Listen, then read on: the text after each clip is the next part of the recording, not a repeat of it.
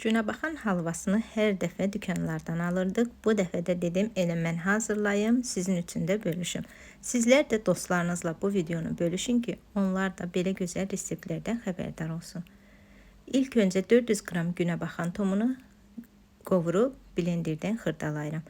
Yağı çıxana qədər xırdalayıb qoydum kənarda. Şərbət üçün 1 stəkan şəkər tozu, armudu stəkan yarısı su əlavə edib qoyuram qaynamağa. 15 dəqiqə şərbət qaynayıb qatı olmalıdır. Yumurtanın ağını tam ağarana qədər çaldım. Qaynar şərbəti az-az üzərinə əlavə edib qarışdırdım.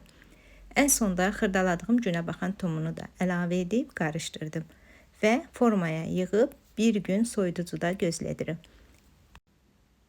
Artıq halvam hazırdır. Mən bir gün gözləmədən doğradım. Həqiqətən çox dadlı idi.